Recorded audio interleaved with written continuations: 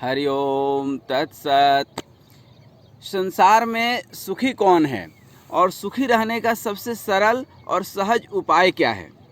ऐसे तो शास्त्रों में और संसार में हर जगह पर अनेकों उपाय बताए गए हैं और आज हर व्यक्ति सुबह उठते ही अपने सुख के खातिर, दो पैसा कमाने के खातिर, अपने सुविधाओं को, अपने साधनों को मजबूत बनाने के लिए सुबह से शाम तक प्रयास करता है।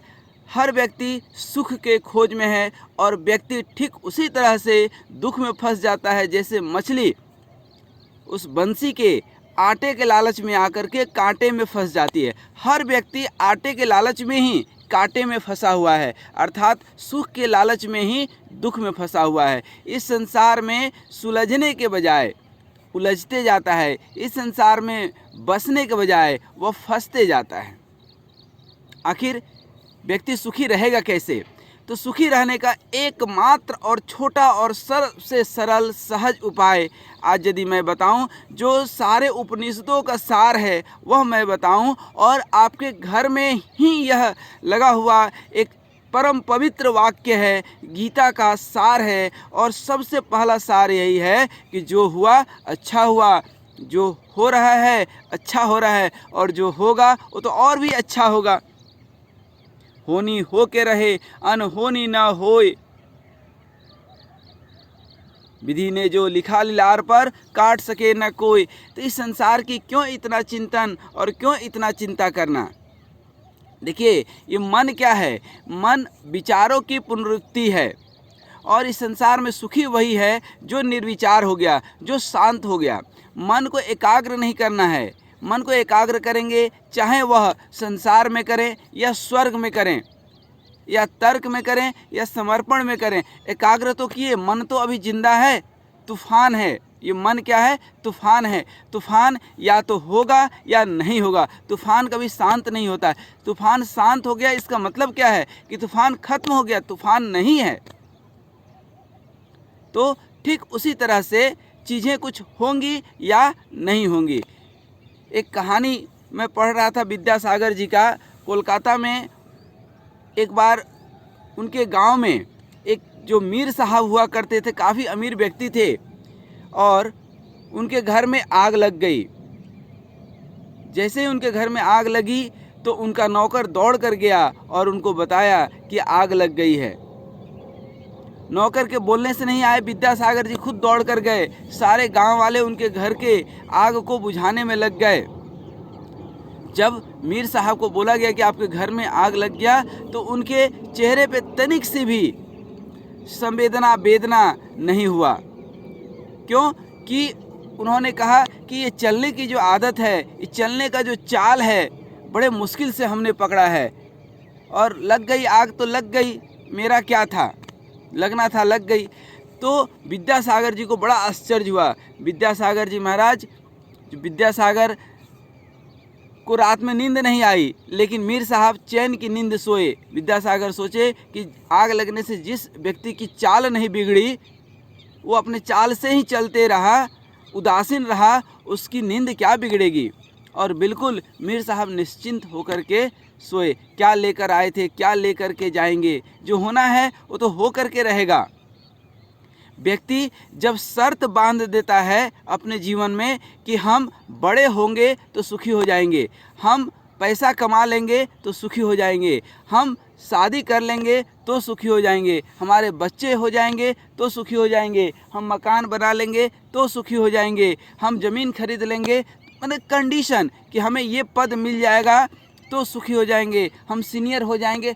और व्यक्ति इसी चाहत में अपनी जीवन बिता देता है और जीवन का आनंद वो नहीं ले पाता है। जीवन का आनंद तो सिर्फ और सिर्फ वही लेता है जो किसी शर्त से रहित है, संकल्प से रहित है। उस संकल्प और विकल्प से दूर होकर के निर्विकल्प रहता है। सुख किस में है? निर्विकल्प में है। कोई कल्पना ही नहीं है। यह संसार भगवान की लीला है, यह मान करके वह बहे जा रहा है, धारा के विपरीत दिशा में नहीं, धारा के दिशा में। और जो धारा के दिशा में है, नाव नदी में खेने के लिए दो तरीके हैं। या तो आप मेहनत करो या धारा के दिशा में बह चलो। तो आपको मेहनत नहीं करना पड़ेगा, सुगम रास्ते आपको मिल जाएंगे। और यदि धारा के विपरीत दिशा में, तो धारा का विपरीत क्या होता है? राधा। राधा मतलब क्या? कृष्ण की प्रेयसी, कृष्ण जिससे हैं। राधा से कृष्ण है, कृष्ण से राधा नहीं है, राधा से कृष्ण है। इस प्रकृति से हम लोग हैं, प्रकृति हमसे नहीं है, प्रकृति से हम लोग हैं।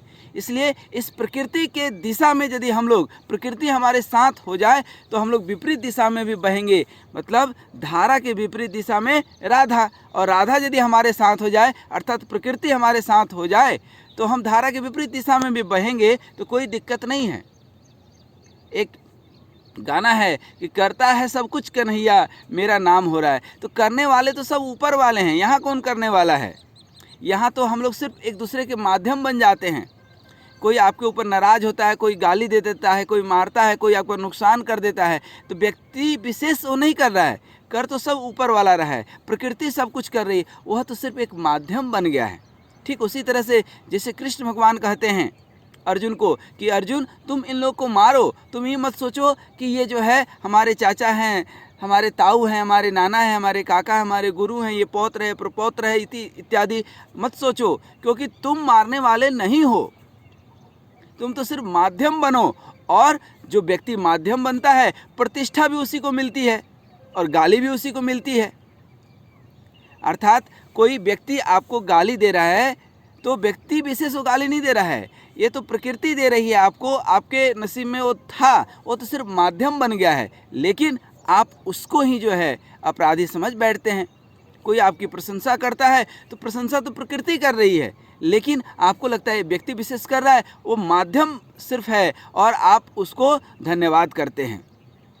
यह संसार अनवरत अनादिकाल से कब से चला आ रहा है, कब तक चलेगा ये किसी को पता नहीं है। ये तो फिजूल के प्रश्न व्यक्ति विशेष करते हैं, वैज्ञानिक के पास कोई काम नहीं है तो चलो यही सोचते हैं कि ये संसार कब आया, आदमी कब पैदा हुआ, पहले मुर्गी आई कि पहले अंडा आया, ये सब फिजूल के प्रश्न। और फिजूल के प्रश्नों में व्यक्ति विशेष भी उलझा रहता है कि भगवान क्या हैं, भगवान कब पैदा हुए, भगवान दिखते क्यों नहीं हैं। अरे भाई, जब जीवन में संकट आता है ना तो भगवान ही दिखते हैं और कोई नहीं दिखता है। आसपास कभी देख लेना, कभी संकट आता है ना तो मोबाइल में 5000 कॉन्टैक्ट नंबर रहते हैं, लेकिन वो 5 आदमी भी नहीं मिलते हैं जिनको हम ज़रूरत पे फ़ोन लगाएं। कभी 2-4 लाख की ज़रूरत पड़ गई तो 2-4 आदमी भी नहीं मिलते हैं, 2-4 कॉन्टैक्ट नंबर भी नहीं मिलता है जिसमें हम फ़ोन लगा लें। तो यह जीवन है। कृष्ण भगवान यही कहते हैं, माँ कर्मण्ये वाधिकारेषु माँ फलेषु कदाचन माँ कर्म फल हेतुर्भुर्मा ते संगस्तु कर्मणि। अर्थात करने योग्य कर्तव्य कर्म करते चलो और फल की प्राप्ति, फल की चिंता से दूर हो जाओ। और मैं तो कहता हूँ सिर्फ चिंता ही क्यों, चिंतन से भी दूर रहो। यह संसार समुद्र परमपिता परमात्मा का है, उनके भजन से बढ़कर कुछ नहीं है। उनका भजन करते रहो, और भजन नहीं करना तो भी मत करो, लेकिन संकल्प, विकल्प और प्राकल्प अर्थात निर्विकल्प जीवन जियो। संकल्प और विकल्प से रहित हो जाओ कि हम संकल्प कर लिए, शर्त कर लिए कि हमारे पास इतना पैसा होना चाहिए, आज हम ये करेंगे, आज वो करेंगे। ये शर्त हम अपने आप से कर लेते हैं और ये शर्त हमें सुख से वंचित कर देता है। हम ये मान लेते हैं कि हमसे सब लोग खुश रहेंगे तब हम खुश रहेंगे, तो हमारी खुशी दूसरे के ऊपर, अर्थात हम अपने ज़िंदगी का रिमोट कंट्रोल, हम अपने खुशियों का रिमोट कंट्रोल दूसरे को दे देते हैं कि दूसरा हमारी प्रशंसा करेगा तो हम खुश रहेंगे, वो हमें जो है अपमानित करेगा तो दुखी हो जाएंगे। अर्थात हमारे सुख और दुख का जो है कंट्रोलिंग अर्थात रिमोट कंट्रोल दूसरे के हाथ में चले गया। अरे जो नहीं है नहीं है कम, जो नहीं है उसका गम, जो नहीं है उसका ख्वाब, जो है वो लाजवाब। जो है उसमें खुश रहें, अपने स्वयं में खुश रहें। यही तो आत्मबोध है, यही तो संपूर्ण श्रीमद् भगवत गीता का, अष्टावक्र गीता का, रामचरितमानस का, रामायण का, वेद का, उपनिषद का, सारे शास्त्रों का सार सिर्फ और सिर्फ इतना सा ही है कि अपने आप में मस्त रहो, अपने आप में व्यस्त रहो, आत्मबोध का, आत्मचिंतन का विचार करो और धीरे धीरे इन विचारों से भी उन्मुक्त हो जाओ। संसार में सुखी वही है, एक बार कभी परीक्षा कीजिएगा अपने आप का, तभी आप सुखी रह पाएंगे। रास्ते चलते देखिए, संसार छोड़ करके भागना बहुत आसान है। जंगल में आप चले गए, और जंगल में भी बहुत बाबा लोग ऐसे हैं कि रहते हैं और अपने अंदर के आसक्ति को, अपने अंदर के विषय वासना को दबा करके, उपासना से ही तो वासना खत्म होगी, लेकिन यह जंगल में भागने से नहीं होगा, संसार में ही जागने से होगा। जब आप जग जाएंगे ना, तो वासना उपासना में परिवर्तित हो जाएगी, वह साधना में, वह भोजन भजन में। तो इस तरह से आप जीवन जी सकते हैं। कभी आप संसार में चलते, रास्ते चलते बड़े बड़े मकान देखिए और आपके मन में इस तरह की कोई कल्पना नहीं आए, कोई सुंदर स्त्री या सुंदर पुरुष दिखे, आपके मन में ऐसी कोई कल्पना नहीं आए, कोई थोड़ी भी आसक्ति नहीं आए, थोड़ी भी वासना नहीं आए, तब आप समझेंगे कि आप निर्कल्प हुए, आप जो है आसक्ति से रहित हुए। नहीं तो व्यक्ति रास्ते चलता है, गाड़ी देखता है, सोचता है कि हमारे पास भी काश ऐसे होता, बिल्डिंग देखता है किसी का, अरे ये तो बहुत धनवान है, इसके ये जो है हम भी होते तो ये होता, अरे ये तो बहुत गरीब है, अरे ये तो बहुत सुंदर है, अरे ये तो बहुत क्यूट है। अरे चाम को नहीं, राम को देखो। ये चाम को कब तक देखोगे? धीरे धीरे ये चमड़ी खुद की लटक जाएगी। मैं तो बचपन से ही देखते आ रहा हूँ कि एक से एक चाम वाले, एक से एक सुंदर, ये सब सुंदरता धरे के धरे रह गए। सुंदर आपके विचार होना चाहिए, और विचार भी क्यों होना चाहिए, विचार होना ही नहीं चाहिए, निर्विचार रहिए ना, तब देखिए सुख का आनंद, वो है आनंद की असली प्राप्ति। क्या सुख, क्या दुख, क्या सर्दी, क्या गर्मी, इन सब चीज़ों से आप रहित हो गए। इसी को तो कृष्ण भगवान गीता में स्थित प्रज्ञ कहते हैं। और स्थित प्रज्ञ मनुष्य हमेशा अपने आत्मा में ही लीन रहता है, और अपने आत्मा में ही लीन रहने वाला, अपने आप में ही व्यस्त रहने वाला, अपने आप में ही मस्त रहने वाला ही सदा सुखी है, सदा प्रसन्न रहेगा। और इसी को तो निर्विकल्प समाधि कहते हैं। यही समाधि की स्थिति है। इसलिए संसार में जो है जागना है, संसार से भागना नहीं है। यदि हम जग जाएंगे, हम संसार में रह करके ही ध्यान करें, समय समय जब मिलता है तो भजन करें, और थोड़ा ध्यान करें। सुबह में जैसे हम यहाँ बैठे हैं, आप भी किसी एकांत अवस्था में बैठ करके 15 मिनट 20 मिनट ध्यान करें। मन यदि बहुत ज़्यादा विचलित हो तो भगवान का भजन करने लगें। अरे कुछ नहीं, हरि ओम, ओम ओम हरि हरि, हरि ओम हरि ओम, ओम ओम हरि हरि, आप जपिए तो सही 10 मिनट। देखिए जीवन में धीरे धीरे परिवर्तन होगा। कई बार व्यक्ति सोचता है कि ये सब करने से क्या मिलेगा हमें। अरे भाई, हर चीज़ में फ़ायदा मत देखो। हर चीज़ में फ़ायदा देखने वाला व्यक्ति जीवन जीने का कायदा भूल जाता है। ये धर्म है। विज्ञान में पहले समझना पड़ता है तब करना पड़ता है, धर्म में पहले करना पड़ता है तब समझ में आता है। यही जीवन का रहस्य है। तो आइए हम सदा सुखी, सदा प्रसन्न, सदा खुश मिजाज रहने का प्रयत्न करें और निर्विचार रहने का प्रयास करें।